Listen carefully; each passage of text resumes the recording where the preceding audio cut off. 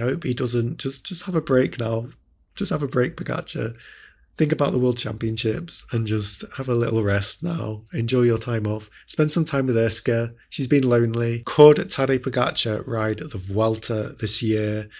Cycling News is saying that Pogačar and UAE are meeting to decide on whether he should go. Guys, what does this mean for the Vuelta? Well, if you remember, back in 2019, that's 7 years ago now, Pogačar raced the Vuelta for the first and only time so far, but he finished third overall and he won 3 mountain stages. Very impressive. This is how we all came to learn who Pogačar was and what he was capable of. Now, let's not forget that in 2019, this was the same year that Chris Froome was favourite to win the Tour before he had his crash. And it's also the time when Alejandro Valverde was world champion. So this was a long time ago now. Kind of crazy to think about that. But yeah, this was when Pogačar first came into the Grand Tour scene. If he was capable of winning 3 stages all the way back when he was only 20 years old, people didn't obviously mark him very much, didn't know what to expect from him. But it doesn't matter because, I mean, he's just unstoppable. Like this Tour de France, his 5th Tour de France, he just made it look easy. Like it was a kid's race. So if he goes to the Vuelta, we might as well just give him the red jersey now and call it a day. Because the only value in watching the Vuelta will be, if you're a Pogačar fan, obviously great, you're going to enjoy it. But if you're more sort of a fan of exciting racing, you're not really going to get it this year if Pogačar's there. But at the end of the day, he can do it, so he might as well do it. If he's interested in winning all 3 Grand Tours, then he needs to do this and make everyone see just how easy he can turn the Vuelta. The team are going to meet. They had a post-Tour de France debrief on Tuesday, and the announcement is expected sometime next week. So maybe Monday we'll hear whether Pogačar is going to be lining up. But Pogačar joined the secret club of riders who've won the Tour 5 times. He won the Giro in 24, but he has not won the Vuelta yet. And he's usually taken Vuelta as time off, maybe to prepare for the World Championships, for example.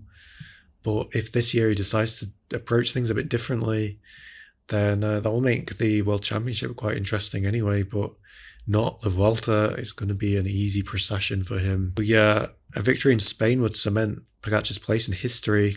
He doesn't really need that, but obviously he might as well just keep winning. If he's not won it yet, he might as well do it. It doesn't make sense for someone like Pogačar to retire without a Vuelta. Maybe I should stop complaining, but I was just looking forward to Roglic. Guys, look at the start list. We've got Wout van Aert lining up. We've got Joao Almeida. Let's not forget, we've not seen him yet race a Grand Tour this year. And he was second last year, came second to Vingegaard. It'd be a shame. I mean, he's had a really difficult year getting in shape, but it'd be a shame for him to have to hand over the duty of winning to Pogačar. I mean, obviously that's what's going to happen. Almeida's not going to, I don't think he's even going to be a co-captain. Even if they call him one, he's not going to be one. He's going to be support rider for the amazing Pogačar. But yeah, and we've got Roglic lining up as well for Red Bull here. He's confirmed. This could be his 5th Vuelta. This is one of his last opportunities to do this. I don't think, it's hard for me to see Roglic doing this next year. This is the year for him to do it. He's 36 now. He turns 37 in October. I don't know if he's going to have the physical ability for much longer. It's looking likely that this is his last chance. So we want to see Roglic do it. We want to see Roglic battling with Almeida. We want to see maybe even Wout van Aert coming out of nowhere to win the Vuelta. I don't know, probably not. But I think if Wout van Aert was to win a Grand Tour, it would be the Vuelta. Just for some reason, I just think that would happen. But Nairo Quintana, is this his last Vuelta as well? I'm not sure. Enric Mas, this is the classic Vuelta crew. Mikel Landa as well. This is the classic Vuelta crew lining up here to animate the Vuelta and make it exciting. But I don't know, I'm not sure about Felix Gal. Let's have a look. Is Felix Gal here? Yes, we've got Felix Gal. Oh my gosh. So this would be super exciting GC battle. This could be a super exciting GC battle, but if we see a certain Pogačar appear on this start list, pack your bags, guys. Let's just go home. Let's just give him the win. Maybe let Wout van Aert win a few sprint stages. But I feel sorry for Roglic. I mean, there's people here sort of making memes out of this at this point on Reddit, saying, yeah, Roglic falling to his knees in a Spar supermarket upon reading the news. Yeah, he's not going to be... A little part of him is probably going to die if he hears that Pogačar's coming. Especially Almeida.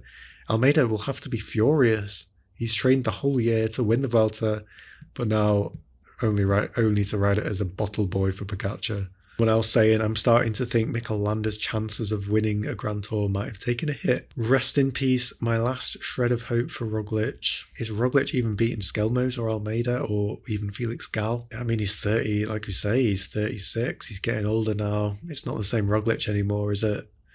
But keep that hope alive. But if Pogačar goes, there's no hope. There is no hope. Having a look here at the parkour for the Vuelta this year, look at that, the red hot mountains of Spain, South Spain here. Individual time trials going to start us off. A lot of the time it's a team time trial like the Vuelta, but yeah, an individual one. Hilly stage and medium mountain, we sort of get straight into the mountain stages as always in the first week. And just loads of mountain stages, guys. Medium mountains, mountaintop finishes are plenty. It's going to be an exciting Vuelta in terms of the course, but will it be exciting in terms of the GC or even the stage wins? I mean, you can't help but think if Pogačar does come to this Vuelta, you can't help but think that he's going to want to just dominate. I mean, what else would he come here for? You know, he's won his Tour de France. He's going to want to have fun, isn't he? He's not just going to want to treat it like a recovery ride, which it probably would be for him anyway. But he's going to want to have fun. Like, if he's coming to the Vuelta, much more laid back Grand Tour, much easier in terms of pressure to contend. He's just going to want to have fun and just show the world what he can do. There were a few stages at this tour, guys, where he had to hold back. He could have won another 2 stages at least, I think. He could have won that one that Carapaz won on Alpe d'Huez. He could have beaten Remco on that day, let's be honest. But do you remember last year's Vuelta? It was quite an exciting one, I think, because Almeida was pretty competitive. He was actually able to hold Vingegaard's wheel all the way on the Angliru. In fact, he beat him on the Angliru, didn't he? Which was quite a surprise. But yeah, Jonas put it to bed on stage 20 on that really steep climb, on that goat track, that really crazy surface. Now, this is what makes the Vuelta unique. You get these crazy steep climbs on crazy surfaces like this one. But looking at this Lantern Rouge video, just to try and get a clip here. Yeah, this was it. We see Almeida, he lost the wheel on this stage, and Vingegaard put the Vuelta to bed here. And do you remember all the crazy protests that happened? There wasn't even a proper final ceremony. So the riders made their own, and it actually looked like it was a lot of fun. They probably enjoyed it more than the real actual ceremony there. Madrid became an absolute war zone from all of the activists here.